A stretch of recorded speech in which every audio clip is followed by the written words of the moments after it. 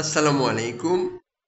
আমি আজকে ইসলামের দৃষ্টিতে প্রতিবেশীর প্রতি করণীয় সম্পর্কে সংক্ষেপে ২-৪ টি কথা বলতে চাচ্ছি।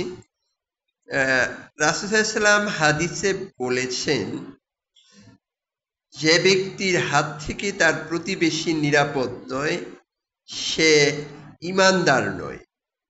এখানে একটি বিষয় উল্লেখ্য, আমরা দেখা যায় যে আমাদের প্রতিবেশীর মধ্যে নানা ধরনের বিচার করি।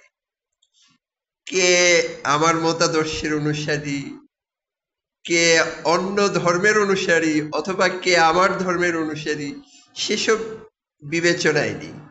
কিন্তু হাদিসে রাসূল সাল্লাল্লাহু আলাইহি ওয়াসাল্লাম কিন্তু বলেছেন যে প্রতিবেশী, এখানে মুসলিম অমুসলিম, আত্মীয় অনাত্মীয় কিন্তু মুখ্য নয়।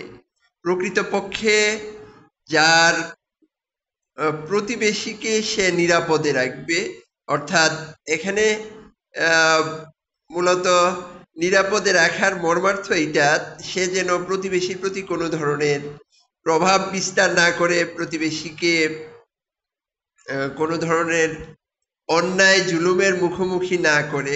সেটা হতে পারে ব্যক্তিকেন্দ্রিক, হতে পারে দেশকেন্দ্রিক, হতে পারে সমাজকেন্দ্রিক। আসলে আমরা অনেকেই মানে ইসলামকে নিজেদের সুবিধা মতো ব্যবহার করার চেষ্টা করি। প্রকৃতপক্ষে ইসলাম যদি আমার বিপক্ষেও যায়, একজন ইসলামের অনুসারী হিসেবে অবশ্যই আমাকে সেটি মাথা পেতে নিতে হবে। ইসলামের বিধানকে অবশ্যই মেনে চলতে হবে। এখানে অন্যের উপর জুলুম অত্যাচার বা অন্যায় অবিচার করা, ধর্ম বর্ণ নির্বিশেষে কারো উপরই জুলুম অত্যাচার করার কোনো অনুমতি ইসলাম কাউকে দেয়নি। সেজন্য আমাদের উচিত হবে আমাদের প্রতিবেশীর সাথে সুসম্পর্ক রাখা এবং তাদের ন্যায্য অধিকারটুকু যেন আমরা প্রদান করি।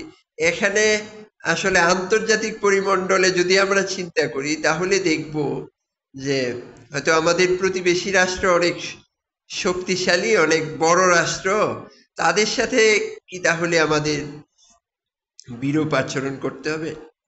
আসলে ইসলামের দৃষ্টিতে তাদের সাথেও অবশ্যই ভালো আচরণ করতে হবে। তাদের কোনো ক্ষতি যেন না হয়, সেদিকে আমাদেরও খেয়াল রাখতে হবে। আমাদের ন্যায্য অধিকারটা টুকু আমাদের অবশ্যই আদায় করতে হবে। পাশাপাশি তাদের প্রতি ঢালাওভাবে অন্যায় কুৎসা রটানো, অথবা তাদের প্রতি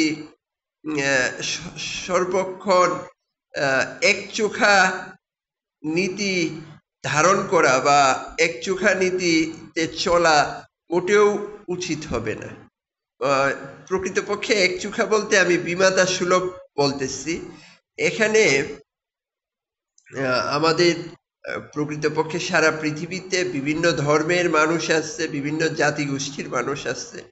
এই ইসলামের রাসূল সাল্লাল্লাহু আলাইহি ওয়াসাল্লামের এই হাদিসের মর্মার্থ যদি আমরা অনুধাবন করি, তাহলে অবশ্যই বুঝবো যে আমি শক্তিশালী রাষ্ট্র হই, শক্তিশালী প্রতিবেশী হই, অথবা দুর্বল প্রতিবেশী হই, আমার দ্বারা যেন আমার প্রতিবেশীর কোনো ক্ষতি না হয়। একজন মুমিন হিসেবে অবশ্যই আমি আমার প্রতিবেশীর ক্ষতি যেন না করি, আমার কারণে তাকে কোনো ধরনের ক্ষতির সম্মুখীন যেন না হতে হয়।